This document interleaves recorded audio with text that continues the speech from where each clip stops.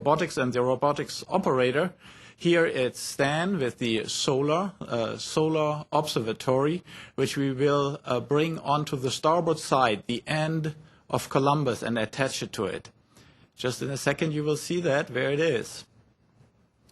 Here we are going there, and you see the shiny module. It's definitely a little bit different, more shiny, so sometimes it looks dark or sometimes colorful. And here you see solar installed, and Stan is getting ready to leave.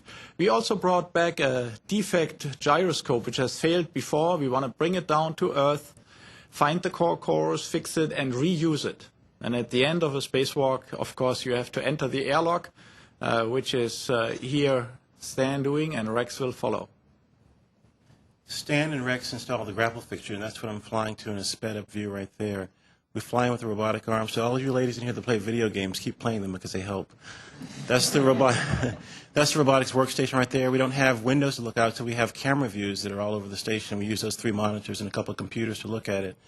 And we're taking this out very slowly with Dan and Leo, and we're moving it out of the bay, and we're moving it to the right of the orbiter. And it's a very, very slow process. This is sped up quite a bit. That's looking out the aft window. You can see the Columbus starting to come towards the space station. Now the robotic arm is reconfiguring so we can just pull it straight in.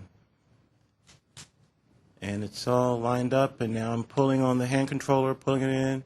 Have great views of the Earth below as we pull it, and 3, 2, 1, we're almost there. We're there. Almost. There we go.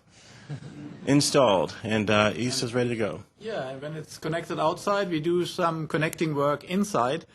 A lot of connections to be done. We remove launch locks, and here we see Dan and Leo installing a front panel. Our commander also working inside Columbus, working on handrails, footrails, and myself here down to the experiment rack level, where I have a biolabor out and remove launch locks and install instruments. Another favorite pastime is to take Earth observation pictures, and I think Caribbean Sea here, you don't have to see anything, say anything more. It's just breathtaking. One of the most important tasks we have is get rested in between. And we see here Dan Taney, and I really mean it. It's important to get a good night rest so you can work through the long night. Here myself, I have an interrupted sleep, as you see. Dex is doing better. We will see him here on the ceiling. It doesn't matter where you are and where you're wedged in. And our commander having the most relaxed sleep, I think.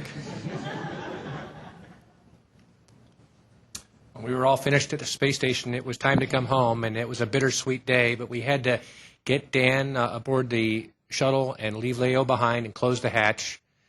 One of the things the pilot gets to do, if we have enough propellant, is to fly away from the space station and then do a 360-degree loop around the station to photo document the station and anything that we may have added to it. Here we show some video of Columbus as it's attached to Node 2 and as it sits today. The space station is a big, beautiful place, and it's a very large vehicle. And it's just really amazing to watch as you're flying over the Earth with the space station in the background. And here we are finishing up our fly around of the station, and we're headed home. This is a shot of Dan Taney as he's saying goodbye to his home in space, and he's looking forward to getting home to see his family. Okay, Rex was supposed to be exercising here, but I don't think this is exercise. I see Rex starting to spin out of control, and as a crew medical officer, I'm saying, watch your head. This is M&M croquet. And here's Stan reaching in, getting a shirt out of his locker. We have all of our personal items stored in the mid-deck lockers, and this is what we use to store things. Rex brushing his teeth, have to keep good hygiene in space. And this was a moment we had to look out the window. All of us were on the flight deck, looking out right before we're coming home. And just a nice group shot. Everyone's ready to come home. And I think Steve's up in the front shooting pictures out the window. But just a great amount of teamwork. After the games and the camaraderie, it's time for the serious business of coming back to Earth. Here's Steve flying the shuttle landing simulator that runs on one of our portable computers we have on board. Then we have to put on the same orange suits we wore for launch, only this time there's no ground crew to help us get ourselves suited up and strapped in. That's me helping to strap in the crew up on the flight deck as they get ready for the deorbit burn, which is a small adjustment to our orbit that brings our flight path down to graze the upper parts of the atmosphere, and we'll start bleeding off all that speed that we took 8 minutes of rocket thrust to obtain in the first place. Here's the crew waving high. And that pulsing flame you see out the overhead window there, that's the trail of plasma the shuttle leaves behind it. That trail is several hundred miles long as we punch through the atmosphere at 17,000 miles per hour and start bleeding off that speed.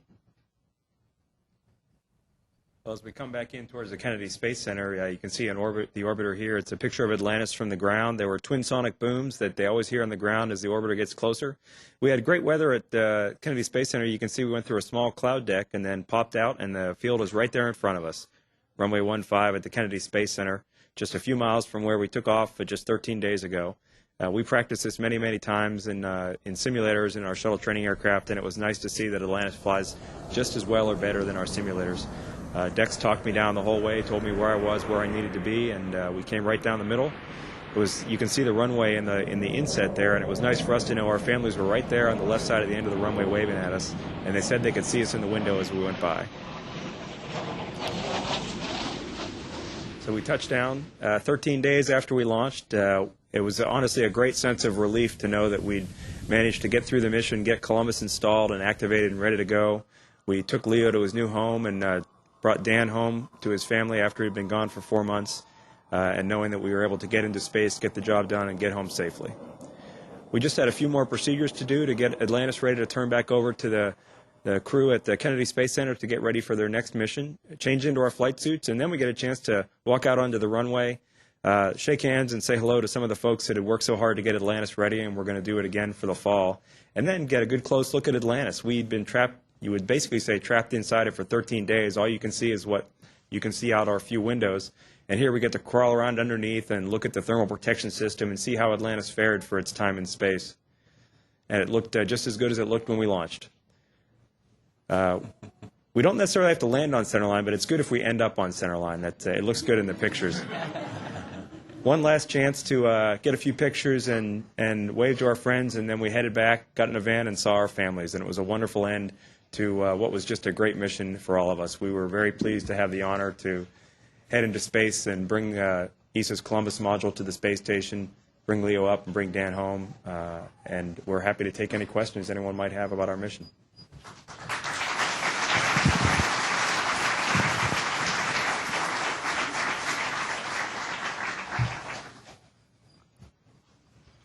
We're not going to make any video game recommendations, by the way. It was just... Anyone? Any questions? Go ahead. Taking off more or landing? Do I like taking off? I definitely like landing more. It's much smoother. As Stan mentioned, it takes 8.5 minutes for us to get from sitting on the launch pad to up at about 60 miles high, going 17,500 miles an hour. So that's a pretty dramatic thing. I mean, you heard our voices. It's really a dramatic ride as you're heading up there, and you're a little bit nervous because it's not the safest thing in the world to do this. NASA's done a wonderful job making the orbiter as reliable